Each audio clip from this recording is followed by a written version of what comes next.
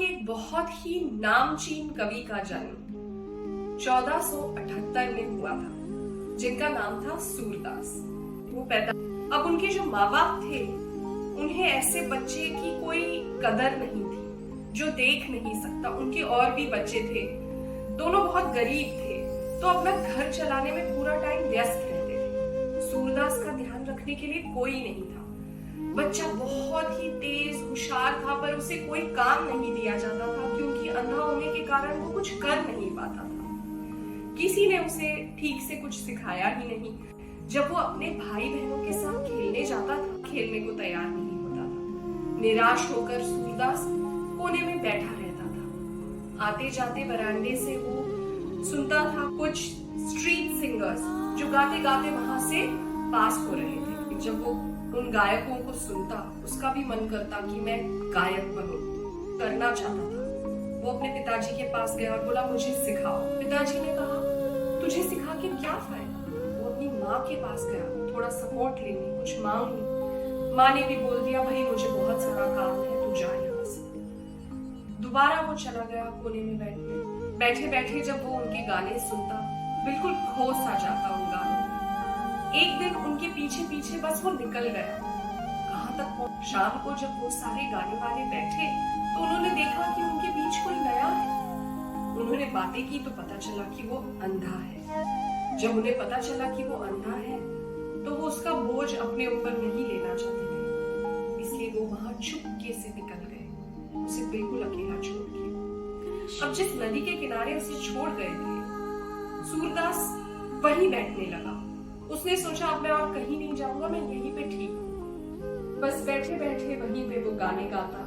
आजू बाजू के गांव वाले आकर उसके गाने सुनते और उसे खाने पीने को दे जाते। इसी में वो खुश रहने लगा। उसी नदी के तट पर बहुत सारे आने जाने वाले लोग बैठ जाते, कई संत बैठते और अपनी मन की बात कहते। सूरदास ये बातें सुनकर सीखने लगा, समझने लग जाते कि वही हो जाता। कोई उससे कुछ पूछता कि मुझे ये कहाँ मिलेगा, तो वो तुरंत बता देता। एक बार एक जमींदार का बच्चा खो गया था और जब वो आया सूरदास के पास और उसे कि तुम बता सकते हो कहाँ है मेरा बच्चा। सूरदास ने ऐसी दिशा दिखाई कि वहीं पर उस जमींदार को अपना बच्चा मिल गया। वह इतना खुश हुआ कि उसने सूरदास के लिए घर बनाया। कुछ महीने सूरदास वहां रहा, लोग उसकी देखभाल करते, पर वे खुश नहीं था। उसे पता था कि वो जिस खोज में निकला था अपने घर छोड़कर, उसे वो मिला नहीं था। एक दिन वो उठा और बस वहां से निकल पड़ा।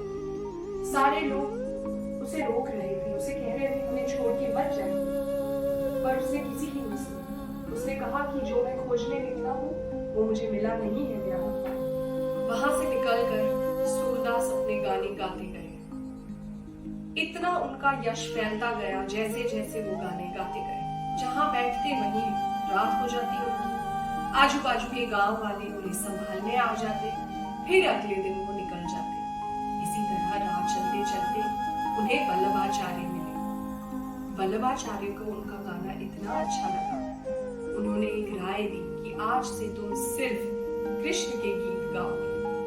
उन्होंने कृष्ण की सारी गाथाएं सुना दी सूरदास को।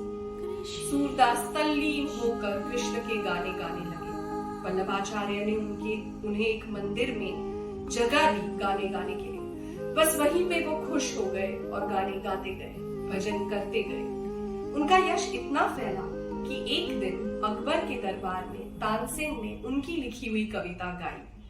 वो कविता सुनकर अकबर इतने खुश हुए कि उन्होंने कहा, बढ़िया, खूब बढ़िया। पर तानसेन ने बता दिया कि ये गाना, ये कविता उन्होंने नहीं लिखी है। अकबर ने कहा, जिसने लिखी है उसे लाया जाए दरबार में। जब ये आदेश दिया गया सूरदास को कि आपको अकबर के दरबार में बुलाया गया है, सूरदास अपना मंदिर छोड़ के आने को बिल्कुल तैयार नहीं थे। अकबर गए सूरदास के पास और उन्होंने उनसे कहा कि प्लीज हमारे लिए एक गाना गाइए, एक भजन करिए। फिर से तल्लीन होकर सूरदास ने अपने भजन गाए। दूर दूर तक उनका यश फैलता गया। एक बार तुलसीदास तक वहां पहुंचे अपना मार्गदर्शन करने के लिए। दोनों गहरे दोस्त बन गए।